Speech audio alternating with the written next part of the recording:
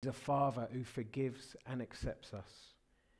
Some people feel like they were never really accepted by their dad. No matter what they did, their dad never seemed to be happy with them. And maybe they never heard their father ever say, I forgive you. A lot of families, even a lot of Christian families, don't use the words, I forgive you. More times people say, oh, that's all right, when someone says sorry, which is not what the Bible teaches us to say, because sin is never all right. But a lot of people don't say, I forgive you. And a lot of people don't feel that their dads have forgiven them when they've done things wrong. And sometimes they can then view God this way, and they might even think, just like they might think their dad bears a grudge against them, they might think that God the Father bears a grudge against them. But he's a Father who forgives and accepts us. And we see this in Luke 15, the story of the prodigal son. We're not going to read the whole parable. The parable is mainly directed actually at the Pharisees there, who are acting like the older brother in this story, and it's really more about them, but it also teaches us a lot about the Fatherheart of God. So Luke 15, verse 11, Jesus continued. So Jesus is telling a story here. He says, there was a man who had 2 sons. The younger one said to his father, Father, give me my share of the estate. So he divided his property between them. Not long after that, the younger son got together all he had, set off for a distant country, and there squandered his wealth in wild living. After he had spent everything, there was a severe famine in the whole country, and he began to be in need. So he went and hired himself out to a citizen of that country, who sent him to his fields to feed pigs. He longed to fill his stomach with the pods that the pigs were eating, but no one gave him anything. When he came to his senses, he said, how many of my father's hired men have food to spare, and here I am starving to death? I will set out and go back to my father and say to him, Father, I've sinned against heaven and against you. I'm no longer worthy to be called your son.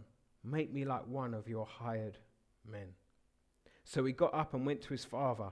But while he was still a long way off, his father saw him and was filled with compassion for him. He ran to his son, threw his arms around him and kissed him.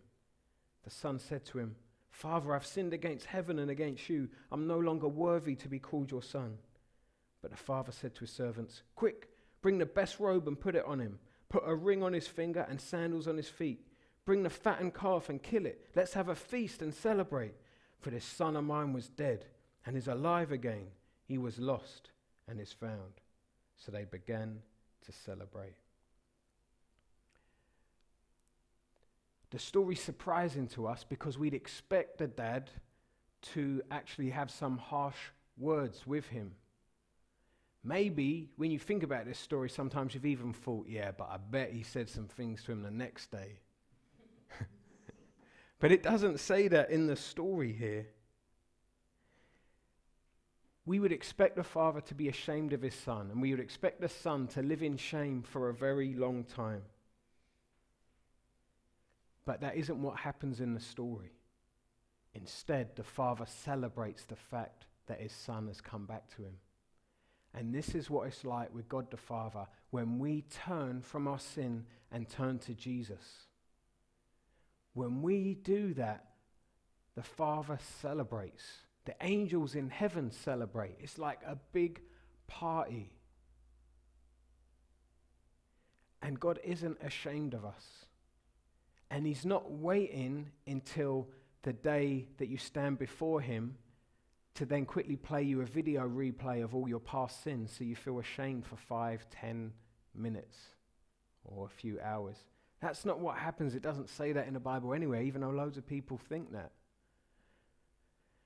What happened was God the Father poured out all his anger on Jesus Christ on the cross, all the anger of all the people who would turn to Jesus.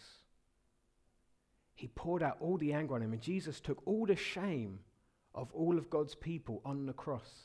So that means that when you turn to Jesus Christ, when you become one of the people of God, there is no anger left from the Father to be poured out on you.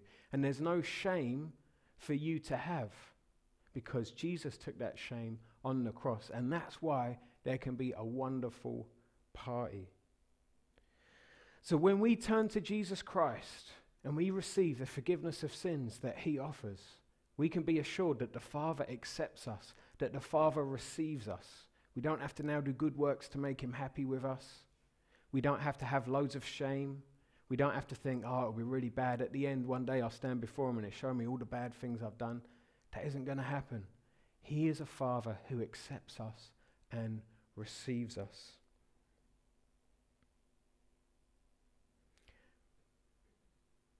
We often fall into bad habits of viewing God the wrong way.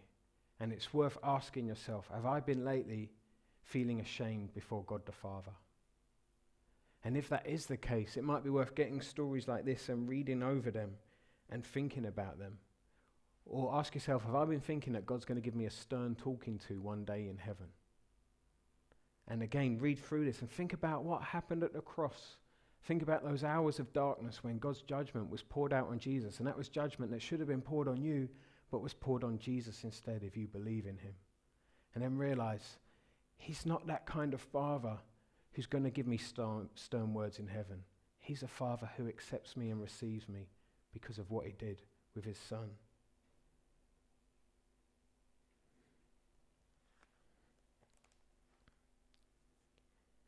Here's a psalm that might help to memorize this. Psalm 27 verse 10. The NIV says, though my father and mother forsake me, the Lord will receive me. The Net Bible translates it as, even if my father and mother abandon me, the Lord would take me in.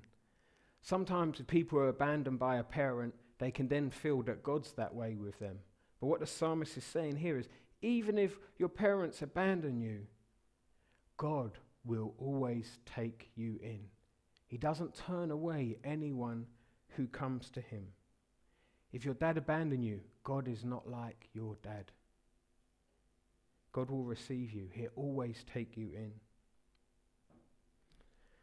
So far we've seen that God the Father is a Father who seeks us, he seeks after us, and he's a Father who forgives us and accepts us. And now we're going to see that he's also a Father who sees us as very special. He sees us as very special. A lot of people don't feel like their dad thought they were very special.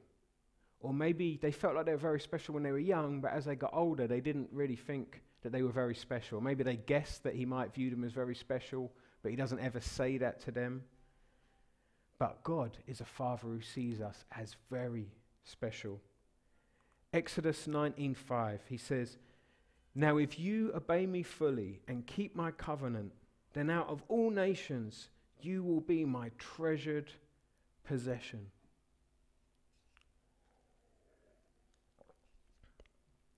So if we obey God fully and keep his covenant, and for us now today that means if we turn from our sin and turn to Jesus, we trust in Jesus to save us, we follow Jesus, then it says you will be my treasured possession. That means we are very special to him. In fact, we're called the apple of his eye. Deuteronomy 32:9 says, for the Lord's portion is his people, Jacob his allotted inheritance. In a desert land he found him, in a barren and howling waste. He shielded him and cared for him. He guarded him as the apple of his eye. He's talking about Jacob here. He's talking about God's people. He's saying that God shields his people. He protects them like the apple of his eye.